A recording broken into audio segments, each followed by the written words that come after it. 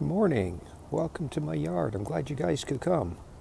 I like to start every day wandering through my yard, checking out to see what needs to be done, what's changed overnight, and just kind of getting a feel for the garden. So I'd be happy if you guys want to join me here. We'll just wander around for the next few minutes and talk a little bit about some of the plants and some of the things we've done in this garden, and hopefully you'll enjoy it.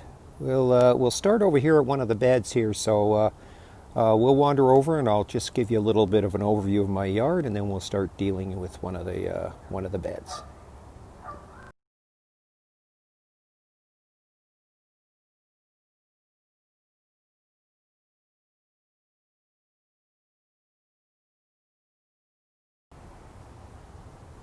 We have a fair amount of gardens in this yard here.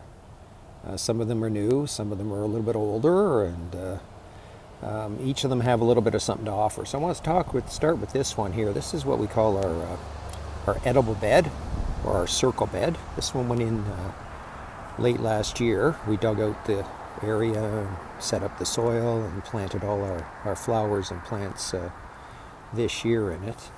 Some interesting things about this bed. We call this, like we said, we call this the edible bed, because what we've actually done is we've planted, get my hand away from the camera here. We've planted actual food, so you can see the tomatoes there, and there's some kale in there. See the kale there? Big, beautiful green bush in amongst a bunch of flowers. And we did that for a couple of reasons. One was all these flowers you can see here. You can see all the sunflowers we've got and everything else. Attracts the pollinators, which the edible plants really need to set their fruit and be successful this year too. But before I go any a little further here, I want to ask you to think about one of your best friends.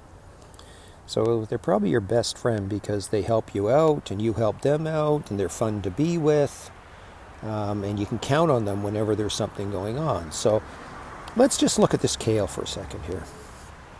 So this kale, beautiful big green plant, like I said, is an annual. So you pull off the leaves and eat them, and they're just delicious.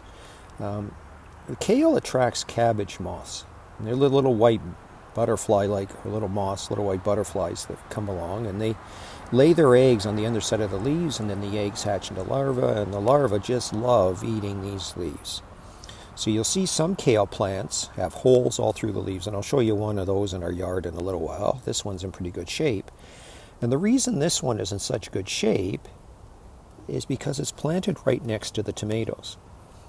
And the tomatoes give off a smell, and they have some chemicals in the leaves that the cabbage moths just do not like. And so they will not come by this kale because these tomatoes are here. And so these tomatoes are like friends to the kale.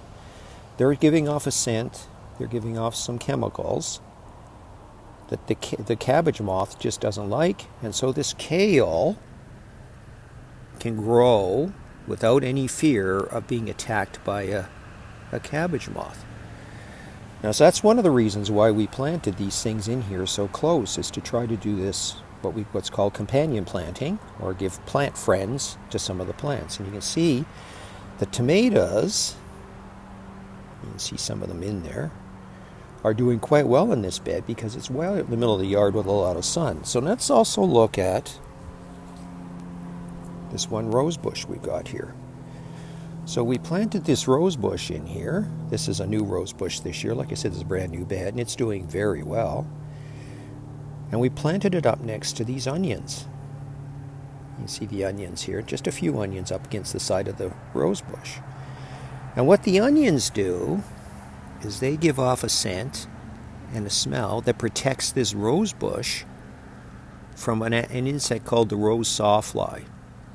The rose sawfly, and I'll show you in one of my other rose bushes in a bit what it does, it eats holes in the leaves. And these onions give off a scent and a smell that the sawfly does not like, and it will try to stay away from plants that are near to it. So you can see that it's protected these roses. These rose leaves all look pretty good. You can't see a lot of holes in them.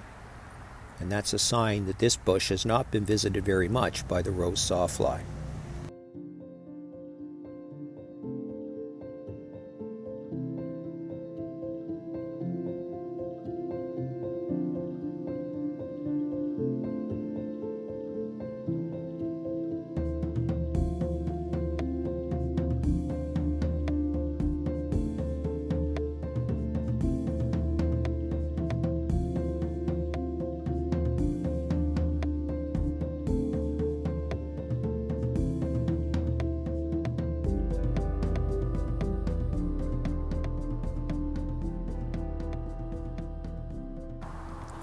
So let's look at another plant that's in here too. So you can see this nice yellow yarrow, and then there's the red yarrow in behind it here. So this is a big clump of yarrow we put in the area. Now yarrow is another plant friend. It is one of these plants that attracts a lot of beneficial insects to the environment. And so ladybugs love yarrow, arachnoid wasps love yarrow,